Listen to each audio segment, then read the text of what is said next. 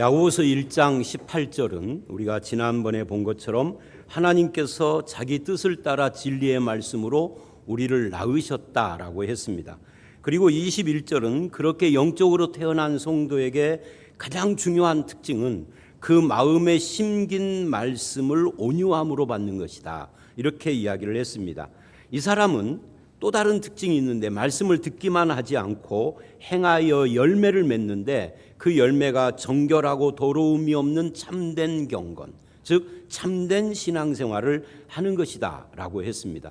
이 참된 경건은 세 가지였죠. 19, 20절과 26절에는 혀를 제갈 물리고 말하기와 성내기를 더디하는 것이 첫 번째고, 27절은 긍휼을 베푸는 것이 두 번째고, 마지막으로 자기를 지켜 세속에 물들지 않는 것이다, 이렇게 말을 했습니다. 도표를 보여드리면 이어서 야고보서 2장 1절로 13절은 이 세 가지 중에서 첫 번째, 사람을 외모로 대하지 않는 이 긍휼의 문제를 다루고 있습니다. 오늘 1절로 7절은 성도는 누구냐 하는 것을 다루고 있어요. 그리고 8절로 13절은 세 가지의 결론을 맺고 있는 거죠. 많은 선교학자들은 이런 말을 합니다. 복음적인 공동체가 없다면 복음 전도의 효과도 없다. 그러니까 전도를 아무리 해도 교회 공동체가 제대로 서 있지 않으면 의미가 없다, 그런 이야기죠. 그래서 효과적인 선교는 복음을 가시적으로 보여주는 복음적인 공동체, 교회를 세우는 것이다. 그래서 이제 23년 동안 우리 교회에서 제가 지금 목회를 하고 있는 중인데 23년을 지내보면은요, 새로 등록 온 사람 어떻게 오셨습니까 하고 물어보면 전도지를 보고 왔어요, 교회 주보를 보고 왔어요 한 사람 한 명밖에 없었어요. 나머지는 다 이 교회 좋다고 소문나서 왔어요. 누군가가 이렇게 말해 주어서 왔어요. 이 교회에 대해서 자기는 안 오지만 가보라고 해서 왔어요. 말하자면 입소문으로 왔다, 그 말이에요. 그러면 좋은 교회가 무엇이냐가 중요한 것이죠. 본문은 바로 그 좋은 교회가 무엇이냐를 말할 때 이렇게 말을 합니다. 사람 차별이 없는 교회다고. 그래서 많은 성도들이 이런 문제에 고통을 느끼고 교회를 떠나기도 하고 심지어 돈이 있어야 교회 다녀라는 막말까지 하는 겁니다. 그래서 야고보는 흩어진 12지파, 즉 고난받는 초대교회 성도들 사이에도 이런 차별이 이미 존재하고 있다라는 이야기를 하고 있는 겁니다. 우리는 초대교회로 돌아가자 하지만 사실은 초대교회에도 완벽하지 않아요. 차별이 있었다는 거예요. 먼저 그래서 2절로 4절을 보시겠습니다. 교회 안에서 일어날 수 있는 상황을 말을 합니다. 읽어봅니다. 시작. 만일 너희 회당에 금가락지를 끼고 아름다운 옷을 입은 사람이 들어오고 또 남루한 옷을 입은 가난한 사람이 들어올 때 너희가 아름다운 옷을 입은 자를 눈여겨보고 말하되 여기 좋은 자리에 앉으소서 하고 또 가난한 자에게 말하되 너는 거기 서 있든지 내 발등상 아래 앉으라 하면 너희끼리 서로 차별하며 악한 생각으로 판단하는 자가 되는 것이 아니냐. 우리는 하나님은 사람을 차별하지 않는다, 외모로. 이거 다 알고 있습니다. 예를 들면 구약의 예 이거예요. 구약에서 구원을 이야기할 때 항상 등장하는 것이 출애굽이고 유월절이에요. 근데 유월절, 장자의 죽음으로 애굽을 치실 때 죽음의 사자가 어떤 집을 넘어갑니다. 패스오버. 제가 이 패스오버를 막 어떤 분들이 우리 딸이 말하는데 목사님 발음이 콩글리시라고 뭐 어쩔 수 없어요. 우리는 그렇게 배워서 우리는 패스오바 이렇게 배웠어요. 그래도 오버라고 한 건 좀 나아진 거예요. 죽음의 사자가 오버 유월해서 가는데 어떤 집을 오버해서 가느냐, 유월하느냐 하면은 돈 많은 집이 아니에요. 잘생긴 사람들이 많은 집이 아니에요. 힘있고 지위가 높은 집을 넘어간 게 아니에요. 오직 믿음으로 어린 양의 피를 문설주에 바른 집만 넘어간 겁니다. 구약에서도 그걸 말을 해요. 신약으로 오면 사도 바울이 갈라디아서 3장 26절로 28절에 이렇게 말을 합니다. 읽어봅니다. 시작. 너희가 다 믿음으로 말미암아 그리스도 예수 안에서 하나님의 아들이 되었으니 누구든지 이 누구든지가 포인트예요. 누구든지 예수 믿으면 어떤 사람이라는 거예요. 그 다음 읽습니다. 시작. 그리스도와 합하기 위하여 세례를 받은 자는 그리스도로 옷 입었느니라. 너희는 유대인이나 헬라인이나 종이나 자유인이나 남자나 여자나 다 그리스도 예수 안에서 뭐다? 하나다. 이게 뭐예요? 이게 교회예요. 누구든지 예수로 옷 입고 다 하나다. 옷 색깔이 똑같다 그 말이에요. 여기 지금 울긋불긋하지만 예수의 옷은 똑같다. 실제로 주님은 12제자를 부를 때 돈 많은 사람 부르거나 힘 있는 사람 부르거나 많이 배운 사람을 부른 게 아니라 이들은 다 갈릴리 사람이에요. 못 배운 초등학교만 나온, 저들은 완전 무식자는 아닙니다. 유대인들은 그때 이미 초등교육이 국민교육으로 정착되어 있기 때문에. 그런데 초등학교 이상은 안 한 거예요. 그런데 이들이 오늘날 우리가 사도라고 부르는 사람들이 된 겁니다. 그런데 이 땅의 교회는 그 원칙대로 살지 않는다는 거예요. 회당, 여기서 회당은 시나고게인데 건물을 말하는 게 아니라 모임을 말하는 겁니다. 즉 교회죠. 교회 안에 차별이 어떻게 이루어지고 있는지를 야고보가 실예를 드는 겁니다. 첫째 뭐예요? 첫 번째 사람, 금가락지를 끼고 아름다운 옷을 입은 사람이 들어왔습니다. 오늘날로 말하면 명품으로 빼입고 각종 비싼 보석으로 치장하고 교회를 왔다 그 말이에요. 한마디로 있어 보이는 거죠. 이럴 때 교회가 이 사람을 어떻게 대해야 하는가? 야고보의 말을 보십시오. 이 아름다운 옷에다가 밑줄을 하십시오. 이게 헬라어로는 암프로스에서 빛나는 옷이에요. 번쩍이는 명품 빛나는 옷으로 치장하고 온 사람들이 다 주목하고 눈여겨보며 어떤 사람은 이렇게 말을 해요. 여기 좋은 자리에 앉으소서. 이 좋은 자리에다 또 밑줄을 하십시오. 이게 공동번역은 윗자리입니다. 상석에 앉으십시오. 그래서 야고보서 1장 10절 11절은 부자들의 시험을 이야기를 하면서 그 대책을 이렇게 말을 합니다. 부한 자는 자기의 낮아짐을 자랑하라.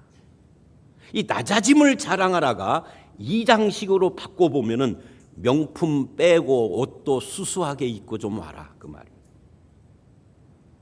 예배당에 오면서 명품으로 휘감고 위화감을 조성하는 그런 신앙의 인격이라면 이 사람은 더 볼 것이 없는 사람이다 그 말이에요. 교회의 본질이 무엇일까요? 영광의 주 하나님 우리를 위하여 오셨고 우리를 부르셨다는 것이죠. 그리고 이 부르심에는 뭐가 없다? 차별이 없다. 이게 교회의 본질 중에 하나입니다. 오히려 가난한 자와 죄인의 친구가 되신 예수님, 그들을 위하여서 자기 목숨을 대속물로 주신, 그렇게 우리의 생명을 섬기신 그 예수님이 우리를 하나님의 자녀로 삼아주신 것, 이게 교회의 본질이죠. 그러므로 사람을 섬기는 것이, 나는 하나님만 섬겨, 이건 가짜입니다. 하나님을 섬기는 사람은 반드시 사람을 섬기는 것이 이게 교회예요. 이것이 없으면 교회가 아닙니다. 우리가 알아야 할 것은 기독교적인 섬김은 여유가 있어서 하는 것이 아니라는 거예요. 자기가 쓸 것을 줄여서 섬기는 것이죠. 예를 들면 사도행전 11장 28절을 보면 이렇게 이야기를 합니다. 읽어봅니다. 시작. 그 중에 아가보라 하는 한 사람이 일어나 성령으로 말하되 천하에 큰 흉년이 들리라 하더니 글라우디오 때에 그렇게 되니라. 글라우디오 황제 때 그렇게 됐다는 거예요. 근데 놀라운 것은 그 다음 29절 30절입니다. 읽어봅니다. 시작. 제자들이 각각 그 힘대로 유대에 사는 형제들에게 부조를 보내기로 작정하고 이를 실행하여 보내니라. 안디옥 교회도 지금 안디옥 교회 이야기거든요. 흉년이 들어서 어려워요. 왜? 역사 자료에 의하면 이때 글라우디오 때 로마 전역이 흉년이 들어가지고서 다들 어렵게 살았어요. 그런데 예루살렘 교회가 더 심각한 흉년으로 어렵다고 하는 소리를 들으니까 구제연금을 했어요. 자기들도 어려운데. 그래서 그걸 실행하여 보냈는데 제가 점점점 해놨잖아요. 그 사이에 긴데 그 내용이 뭐냐면 바울을 보냈다 그 말이에요. 우리가 이런 공동체를 세워가야 하지 않겠습니까? 요한복음 13장 35절을 보면 이렇게 말을 합니다. 읽어봅니다. 너희가 서로 사랑하면 이로써 모든 사람이 너희가 내 제자인 줄 알리라. 모든 성도가 그리스도의 제자가 되는 교회, 우리 교회가 그런 교회가 되어야 합니다. 그래서 흉년이 든 세상에 이 가뭄에 시달리는 영혼에게 실제의 돈 가뭄을 말하는 것이 아니라 영혼의 가뭄을 맞은 영혼들에게 생수 같은 복음을 부어주는 그런 교회가 되어야 하지 않겠느냐 하는 거죠. 그러려면 어떻게 해야 되느냐 하는 거예요. 그게 오늘 본문의 사실은 핵심입니다. 왜 우리는 사람을 외모로 취급하면 안 되는 것일까 하는 것이죠. 먼저 1절이 그 첫 번째 해답입니다. 한번 읽어봅니다. 시작. 내 형제들아, 영광의 주 곧 우리 주 예수 그리스도에 대한 믿음을 너희가 가졌으니 사람을 차별하여 대하지 말라. 사람을 차별하면 안 되는 이유 첫 번째가 뭐냐? 영광의 주 우리 주 예수 그리스도를 믿는 믿음의 사람들이기 때문이다. 근데 여기에 영광의 주 우리 주 예수 그리스도, 여기다 밑줄을 하시고 이렇게 써놓으십시오. 이게 주라는 말이 두 번 번역이 되어 있는데 원문은 주라는 말이 하나예요. 한 번이에요. 그래서 다시 말한다면 이게 주가 영광을 수식하니까, 영광이 예수님을 수식하니까 영광의 주 예수 그리스도, 이게 원문이에요. 그러니까 우리는 영광의 주 예수를 믿는다. 근데 믿음이라는 말이 뭐냐? 믿음이라는 말은 연합이에요. 하나되며 예수 그리스도와, 즉 영광의 주 예수와 나는 하나된 믿음을 가진 사람이다. 그분이 나고 내가 그분이다.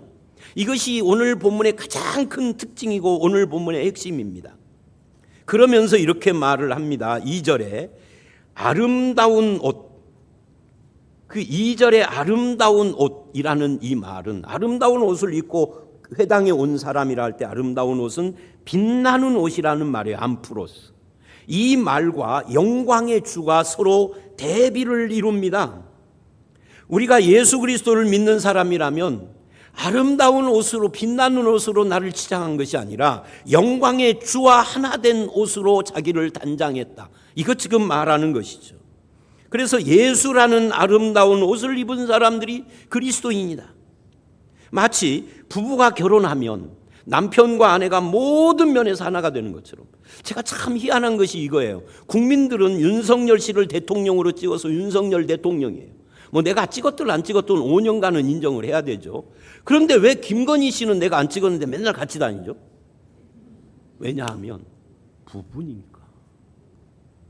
부부가 되는 순간, 일심동체 되는 순간 남편의 학력이 아내의 학력이요, 남편의 지위가 아내의 지위요, 남편의 영광이 아내의 영광이요, 반대로 아내의 영광이 남편의 영광이 되는 거예요. 그런 것처럼 우리가 예수를 영광의 주로 믿는다는 것은 예수를 믿는 그 순간 철저하게 예수가 하나가 돼서 나도 영광의 주 안에 있는 영광스러운 존재, 옷은 남루하게 입었는지 몰라도 나는 가장 아름다운 빛나는 옷을 입은 자가 된 것이다. 그러니 다른 명품으로 프랑스제, 이탈리아제 무슨 뭐를 백을 들고 왔어도 내 눈에는 시원찮게 중앙시장 3만 원짜리로 보이는 거예요. 왜? 나는 더 빛나는 아름다운 옷, 영광의 주를 입었기 때문에. 이게 신자라는 이야기입니다. 이것이 땅에 떨어지면 별 볼 일 없는 존재예요. 그거. 그 고백을 하는 것이 믿음입니다. 그런 믿음을 가진 사람은 교회 안에서 사람을 겉모습으로만 보던 눈이 바뀌어서 사람 보는 눈, 즉 가치관이 변하는 거죠. 그래서 우리가 영광의 주님을 닮은 눈과 생각을 가져야 되고 말과 행동도 영광의 주님을 믿는 자다워져야 하는 것이죠. 이게 신앙의 사명입니다. 그래서 이 1절을 다시 보면 이렇게 시작을 합니다. 내 형제들아. 거기도 밑줄을 하십시오. 말하자면 하나님을 아버지로 부르는 사람은 다 뭐라는 거예요? 형제자매라는 거예요. 여러분, 교회에서 가장 성경적인 호칭은 목사, 장로, 권사가 아니에요. 집사가 아니에요. 형제자매입니다. 한 아버지를 모신 가정의 식구라는 거죠. 영광의 주 예수를 믿음으로 형제가 된 겁니다. 이게 중요한 겁니다. 다른 조건으로는 하나님의 자녀가 될 수 없어요. 하나님의 자녀가 될 때 기부금 내고 하나님의 자녀가 된 사람 혹시 있으면 저한테 이메일로 자수하세요. 우리 교회 교적에서 지울 테니까. 그거 없습니다. 우리 교회 큰 업적으로 기여를 하고 우리 교회 교인이 됐다라고 하면 그 사람 퇴출입니다. 오직 우리가 하나님의 자녀가 되고 교인이 된 것은 쓸모없는 나를 위하여서 영광의 주님이 이 땅에 오시고 은혜로 구원해 주셨기 때문입니다. 이것 말고는 아무것도 없습니다. 그래서 하나님은 그런 것들로는 사람을 차별하거나 구원 여부를 결정하지 않기 때문에 영광의 주를 믿는 믿음을 가진 사람은 누구도 차별하지도 않고 차별받지도 않는 것이 교회입니다. 그런 교회를 이루어 가시는 저와 여러분들이 되시기를 주의 이름으로 축원합니다.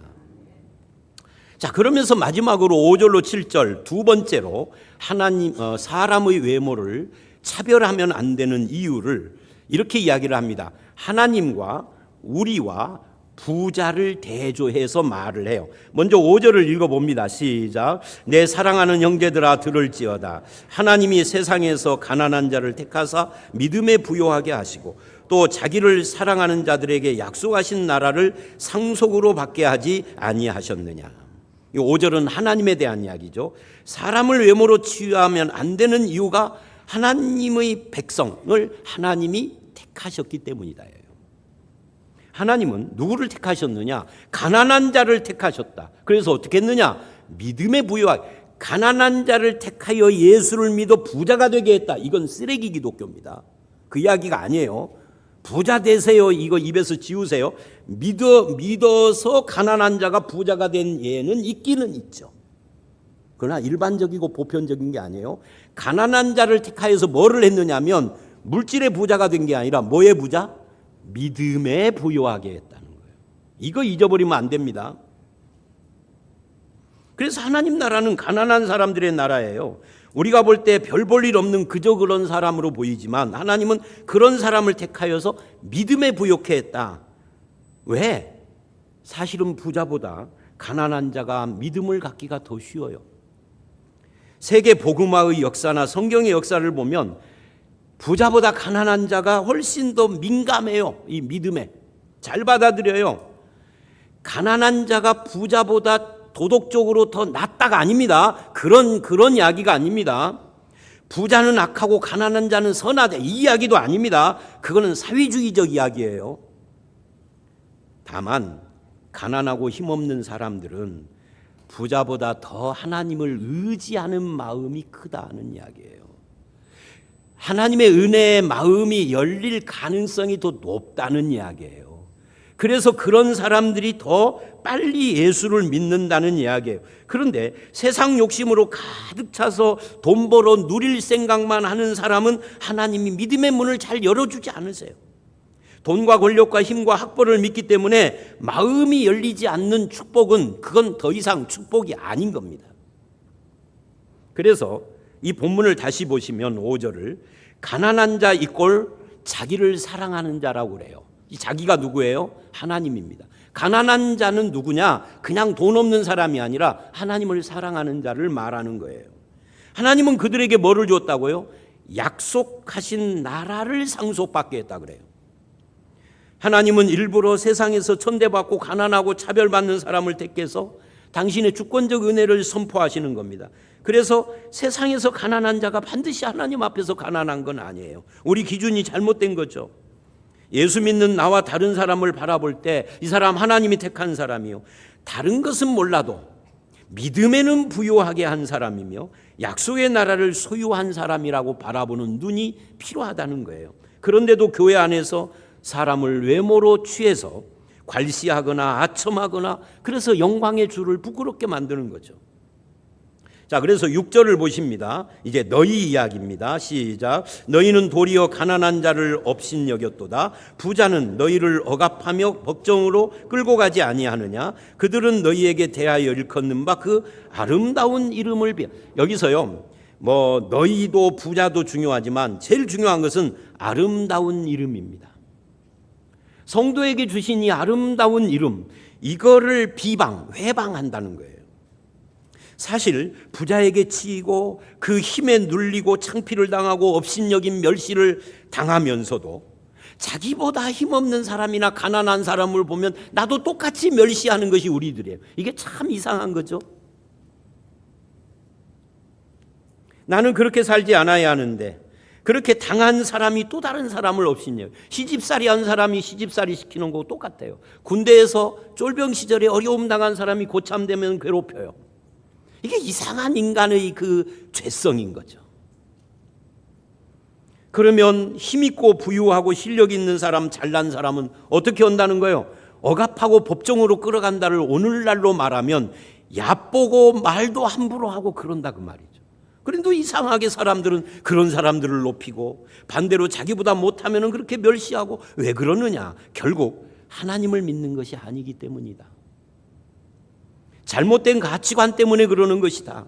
그 결과 하나님의 은혜가 충만한 교회가 아니라 성도의 이 아름다운 이름을 회방시키는 교회가 돼버린 거예요.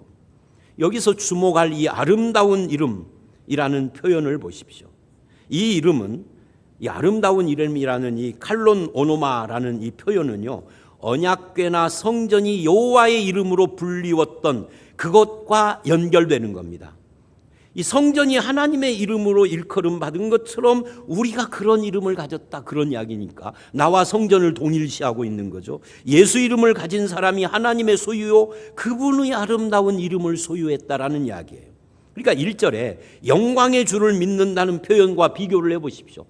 1절은 영광의 주를 믿는 우리라는 표현이고 마지막으로 와서 6, 7절에서는 뭐라고 하느냐 하면 아름다운 이름을 가진 자요. 중간에 5절은 뭐라고 그래요?